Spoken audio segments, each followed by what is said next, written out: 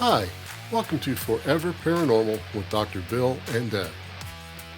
The term paranormal refers to phenomena and experiences that are beyond the scope of normal scientific understanding and cannot be easily explained through traditional scientific principles. These phenomena often challenge conventional beliefs and are associated with the supernatural, metaphysical, or unexplained aspects of reality.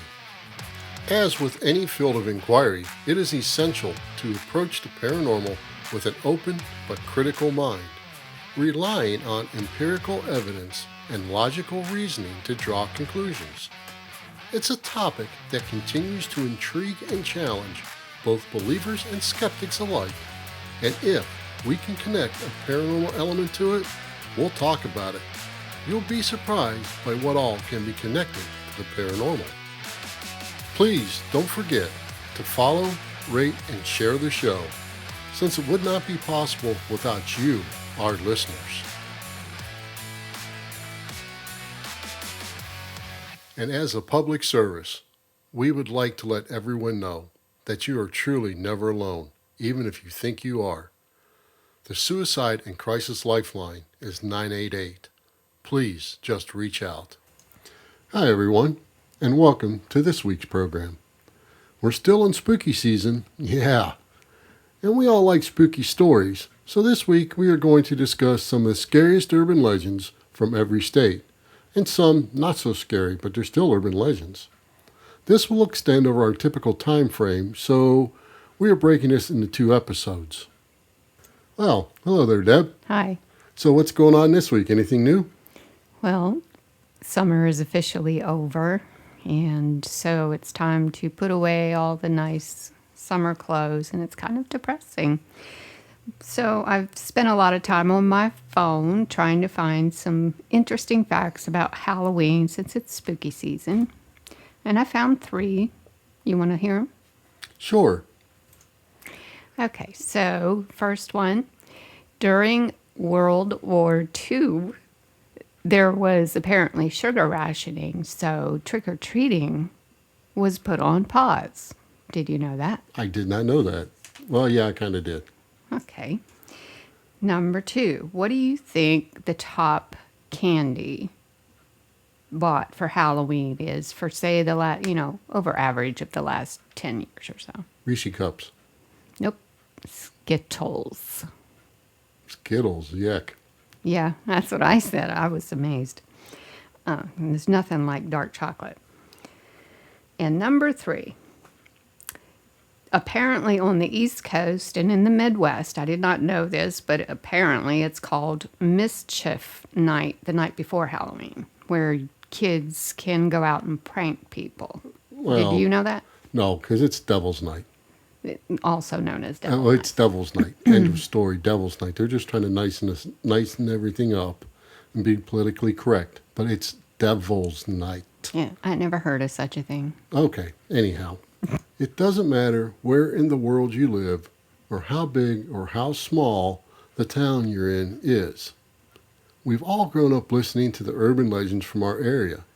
These stories aren't just for Halloween and whispered from hiker to hiker on the Appalachian Trail or other trails, nor are they just told around the campfire, holding a flashlight under your chin to give that spooky appearance. They are not all ghost stories, but scary stories, and it seems whomever is telling the story, it seems to happen to one of their relatives or a friend of a friend, or they know someone who's happened to their relative. Well, you know how this all goes. They're the kind of stories that make you take a double take when you walk past that scary-looking house in the neighborhood. They make you double check to make sure your door is locked when you go home alone or before going to bed. They're the stories that are passed from generation to generation. Let's go ahead and get them started in no particular order of states. And this is one I think everyone has heard at one time or another. Well, I hope they have. And it comes from the cowboy state of Wyoming. It is the death ship of the Platte River. Legend has it that a ship of death appears from a thick mist and sails upon the Platte River. Apparently, the ship and crew are covered with frost. The ship is said to foreshadow the death of someone on the same day the ship is seen. In fact, the person's corpse is apparently seen on the deck of that ship. In the Badger State of Wisconsin, we have the legend of the University of Wisconsin mass murder.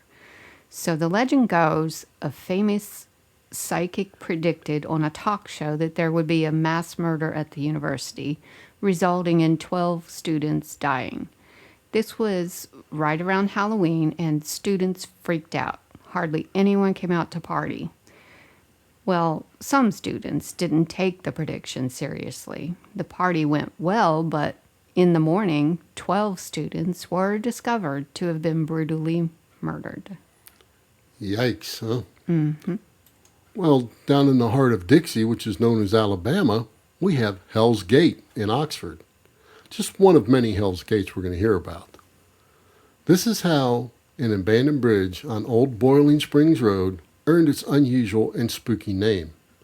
Legend says if you stop on a bridge and turn around, the road behind you resembles the fiery gates of hell, and is also haunted as many years ago a young couple lost their lives on this bridge.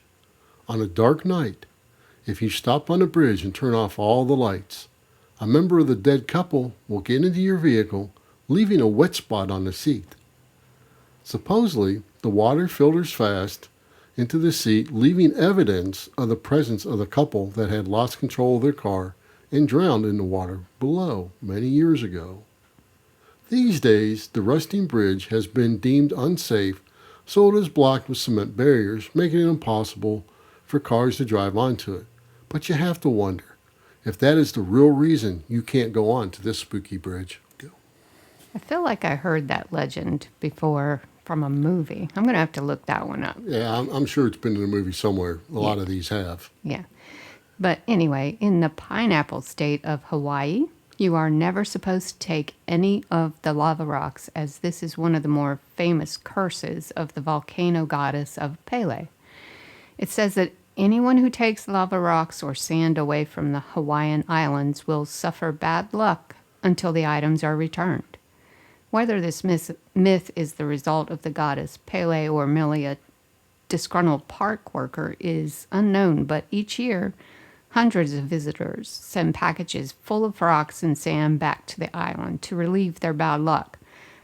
Very similar to some other stories with taking things and dolls and such. And rocks from caves in Tennessee and things like that. Yeah, okay. The Buckeye State of Ohio not only has the very haunted Ohio State Reformatory, which many of the ghost shows have been to, it also has Helltown, which is close to where I grew up. Helltown today was once known as Boston Mills, before the town was bought out by the U.S. government to make way for Cuyahoga Valley National Park. The once thriving town eventually turned into a ghost town. Today, some people claim that the government actually closed the town after some sort of chemical accident that caused the citizens to mutate. I know that sounds like a movie. Mm-hmm. And some people claim to have actually seen disfigured mutated people still hiding in the area. Legend has it that there also is a decaying church with an upside-down cross within the abandoned town that was once and possibly still used for satanic worship. So since you grew up near that town, did you ever see any mutation? I think I dated one once. Okay, moving on. It was not me, No. to be clear. You're from another state. Yeah. Moving on. Star Trek fans may know space as the final frontier, but the state of Alaska is known as the last frontier. There are many hotels which are said to be haunted in this state, but we are going to tell you about the Qualapalik. The Qualapalik is the Inuit version of a mermaid or siren that calls with a hum to children who are wandering too close to the seashore. She then takes them away in her baby pouch. The greenish, woman-like creature will never return a child once taken into the depths. Huh. So we talked about Alaska and we didn't even bring up Natinak. No. Yeah, well, till now. Well, you did. I got it in. Mm-hmm. Okay. Let's rock on over to the granite state of New Hampshire with the legend of Chakarua. The story goes that the proud Indian chief Chakarua befriended a white man and left his son in his care while he traveled. But when he returned, his son had died in a horrible accident. Chakarua, in his rage, killed the family of the white man, who was not home, starting a deadly battle for revenge. The white man chased Chakarua to the top of a nearby mountain, which the Indian chief threw himself off of rather than give in. As he did, he uttered a powerful curse. It is said that the land, now known as Chakarua Lake Conservancy, will inflict suffering and death on anyone who tries to live there or drink from its waters. In the Pines Tree state of Maine lies the Seguin Island Lighthouse. As legend has it, in the 1800s, the caretaker of the Seguin Island Lighthouse and his wife were the only two people living on the tiny spot of land.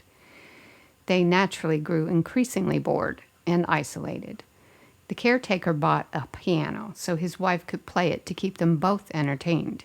However, she only knew one song.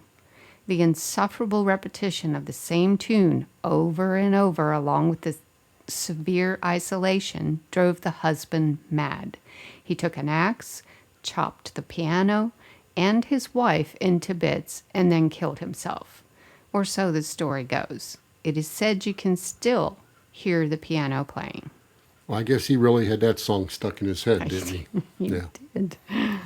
Okay, so let's move on to South Dakota, as it is the coyote state, but it seems there is more than coyotes howling there. Originally, a hunting grounds for the Dakota Sioux Native Americans, Sika Hollow literally has evil in its name. The name Sika was assigned to the area by the first Native Americans to visit the location, and Sika means bad or evil. It is thought that a Bigfoot-type man inhabits the woods, corroborated by the fact in the 1970s some people did go missing from the area. It actually exists as a reserved area today because historically people have been too afraid to live in that area. The Beehive State of Utah may be known as the home of Skinwalker Ranch, but one of the most famous urban legends is the tale of the Hobble Creek Canyon Witch. Legend has it that a witch once lived in a cabin near Hobble Creek Canyon and would lure unsuspecting travelers into her home, and once they entered, they were never to be seen again, of course. Some even claim to have heard screams coming from the cabin at night. Whether or not this story is true, it's enough to give anyone goosebumps. I bet you there were some screams coming from the cabin. Okay then. The evergreen state of Washington may be famous for a certain type of cryptid, which I'm probably not supposed to say because of Deb. She doesn't like to say Bigfoot. But it also has Maltby's 13 Steps to Hell. In Maltby Cemetery in Maltby, you'll find a set of 13 steps leading down into an underground crypt. Urban legend has it that anyone who makes the regrettable decision to climb down those steps will be met with a vision of hell so terrifying it will drive them to become insane. The Hoosier state of Indiana also has an urban legend about a creepy cemetery. There is a cemetery in the town of Brazil which has 100 steps leading up a hill to a field of stones. Legend has it that at midnight, if you climb up the old steps, counting them as you go, when you reach the top and you face the field of stones, an apparition of the first undertaker will appear. Without saying a single word, the ghost will show you a vision of your death and then vanish, leaving you alone. You are then, as legend has it, you are then supposed to go back the way you came, counting the stone steps again. But, and this is a big but, if you get a different number than what you got going up, you will die as the vision played for you. If you counted the same number, then you're safe. It was just a false prophecy. That's weird. Yeah, but it doesn't say when you're going to die. It just says by the vision, Yeah, which how? could be 30 years from now. Yeah, sure. Sure. Okay, Deb, your home state of Maryland is known as the Free State, I don't know why, because they taxed the crap out of you there. But it is also home to Greenbrier Swamp and the legend of Big Liz. During the Civil War, Big Liz was a slave who became a spy for the Union troops. But her snooping ways was found out by her master, who decided to exact revenge as his loyalties lied below the state line.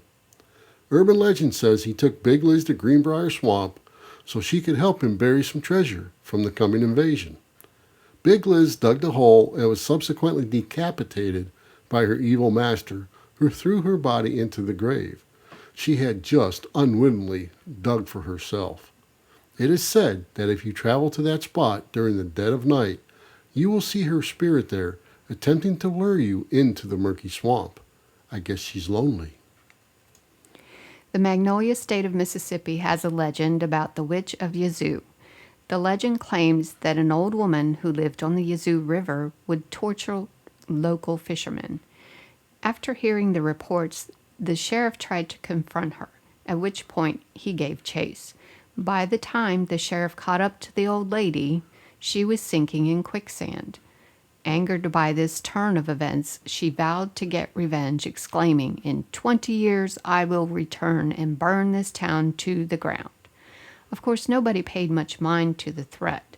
That is, until 20 years later, when a huge fire broke out and destroyed over 300 of the town's buildings.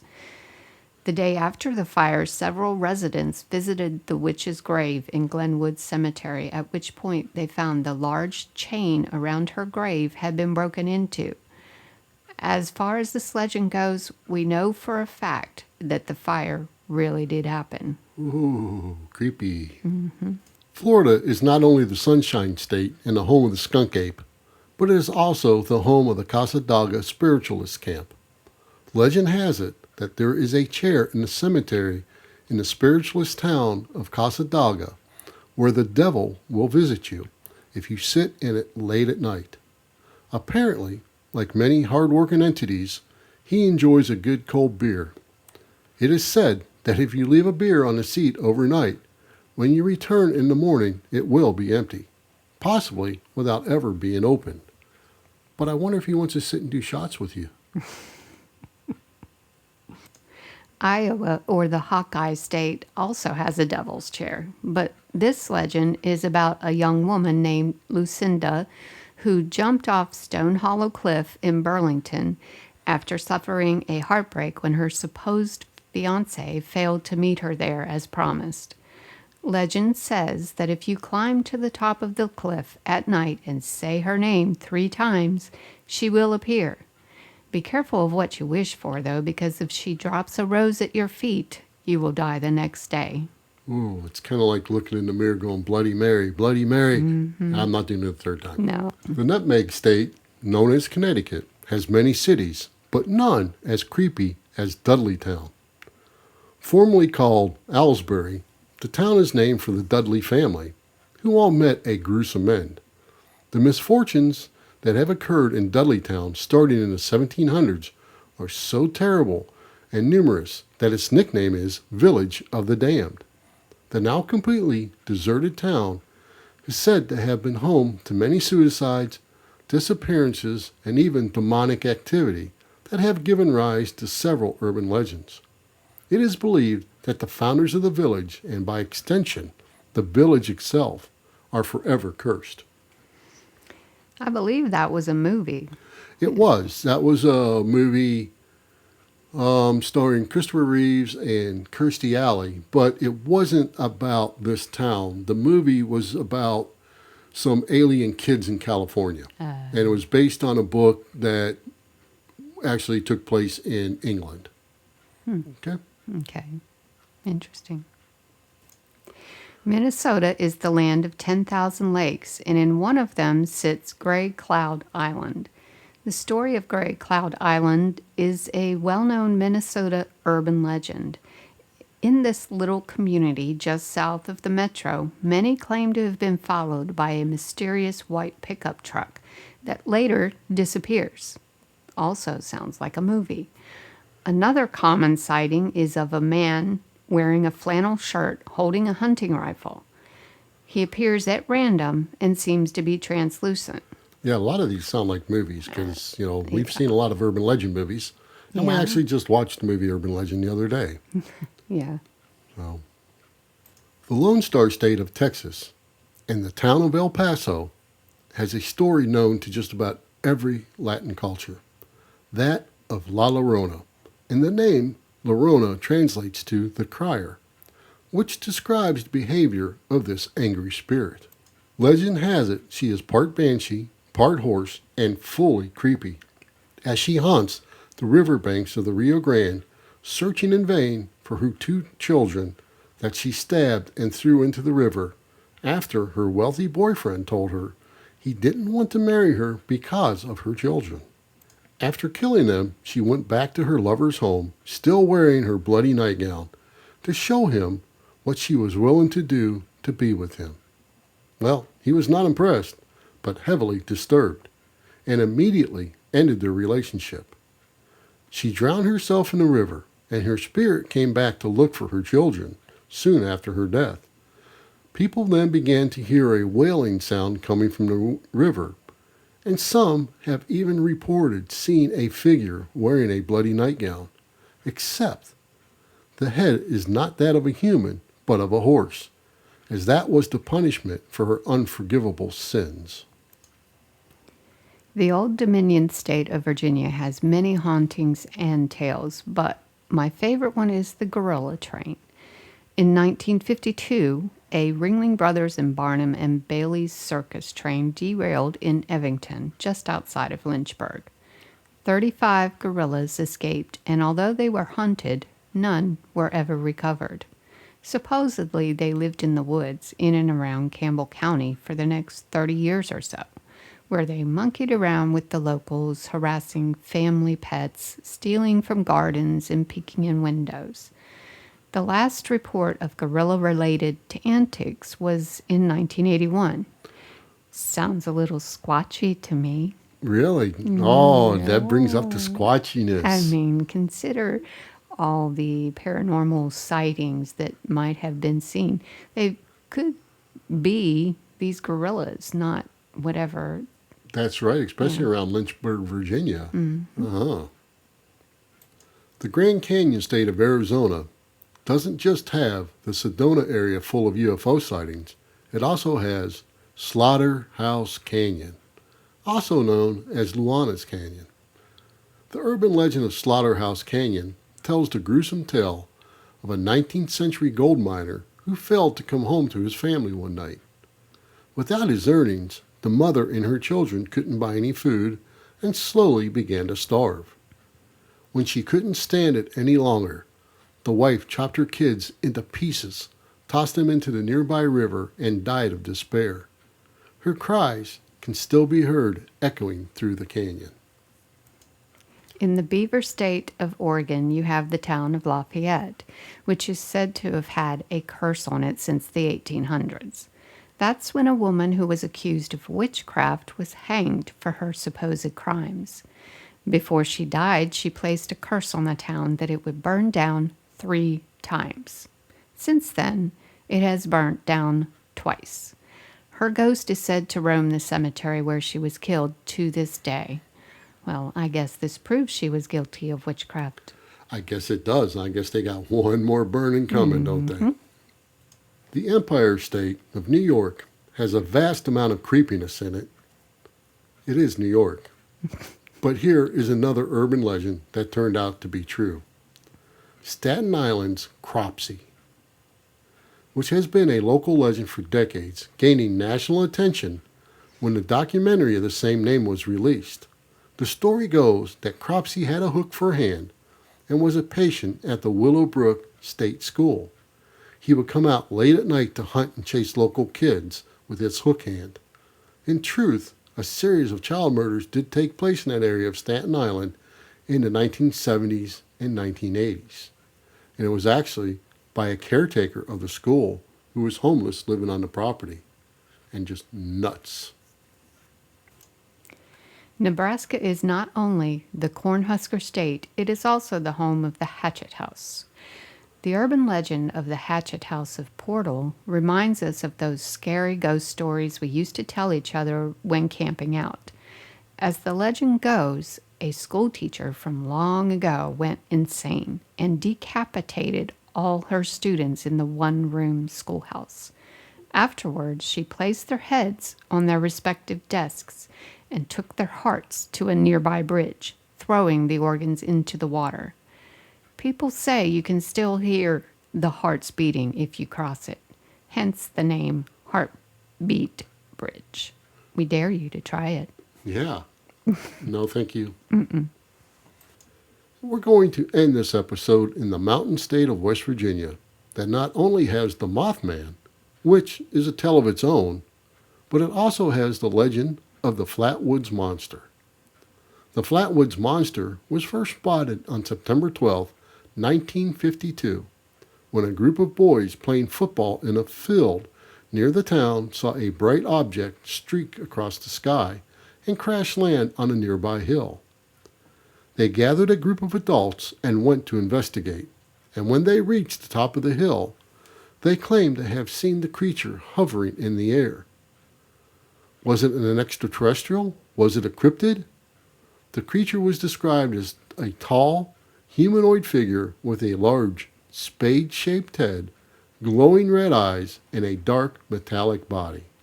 It is said to have clawed hands and a distinct hissing sound. Yeah, I've heard that legend a time or two. Well, Deb, do you have a favorite urban legend from either now or your childhood? No, I can't say that I ever really paid any attention to them, but they all kind of sound like a movie or something worth investigating if anybody Yeah, they wants do. to. And I have one from my childhood, but I'm not going to tell it till the next time. Okay. So, yeah, I think they do sound like movies and worth investigating. Yeah, I wonder if any of these are of particular interest to anybody. Maybe they could shoot us a email or something and we'll research it some more and maybe do a whole episode on one. That's right. And if you have an urban legend we didn't discuss and you would like to tell us about it, we can look into that as well. And until then, just stay scary and stay spooky until we return next week to cover the urban legends of the remaining states. Thanks for listening. Thank you for listening, and remember to like and share the show. We would also appreciate a 5-star rating wherever possible to help new listeners find the show. We welcome all questions or comments you may have about this or any other episode, and our contact information can be found in the show notes of this episode. You can also follow us at foreverparanormal.com. And if you'd like to support us, you can buy me a coffee at buymeacoffee.com/foreverparanormal. The links to these are also in the show notes of this episode.